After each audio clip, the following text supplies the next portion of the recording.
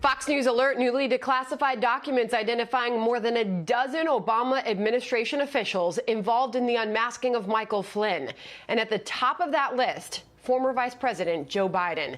Good morning, everyone. I'm Sandra Smith. And a very pleasant good morning to you, Sandra. I'm Ed Henry. The officials who were authorized to receive that information include Joe Biden, the former Director of National Intelligence James Clapper, former FBI Chief James Comey, the former Treasury Secretary Jack Lew, former CIA Director John Brennan, former UN Ambassador Samantha Power, and President Obama's Chief of Staff Dennis McDonough.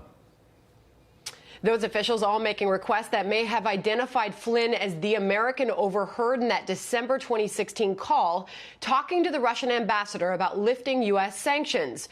President Trump and Republicans calling it proof the Obama administration sought to undermine him from the very beginning. This was all Obama. This was all Biden. These people were corrupt. The whole thing was corrupt, and we caught them. General Flynn is really just the tip of the iceberg. What it appears to me like what they were doing is a lot of them went wild after Trump won. They got poisoned with this Russia hoax. If Vice President Biden and the president's inner circle of advisors were all listening to a senior Trump administration advisor's private phone conversation, this would amount to a serious abuse of power. This is an outrage. It's at least unethical, and we're going to get to the bottom of it. They had no business listening to anything General Flynn was saying about Trump policy.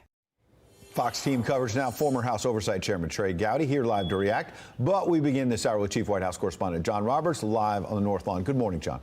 Ed, good morning to you. There are things that we know and things that we don't know about this whole situation. First, to the things that we know. We do know that between Election Day 2016 and the end of January 2017, requests to unmask the name of General Michael Flynn were submitted either by or on behalf of Vice President Joe Biden, the White House Chief of Staff Dennis McDonough, Treasury Secretary Jack Lew, the UN Ambassador Samantha Power, the Director of National Intelligence James Clapper, the CIA Director John Brennan, and the FBI Director James Comey, among others. Now, what we do not know whether those individuals saw the unmasked information. That's according to the National Security Agency, which gathered the intelligence intercepts and did the unmasking. We don't know why they requested the information, and we do not know who, if any of them, leaked Michael Flynn's name to the media. In an interview with Fox Business's Maria Bartiromo, though, President Trump says he has no doubt that this was all an attempt to get him. Listen here.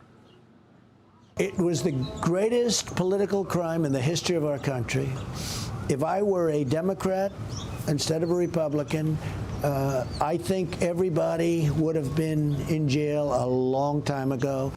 Now, the inclusion of Joe Biden's name on the list is of particular interest because the other day on Good Morning America, he first said that he knew nothing about the investigation of Michael Flynn and then said that he was made aware that the FBI was looking into him. Here's how President Trump reacted. I watched Biden yesterday. He could barely speak. He was on Good Morning America, right? And he said he didn't know anything about it. And now it just gets released right after he said that. It gets released that he was one of the unmaskers, meaning he knew everything about it.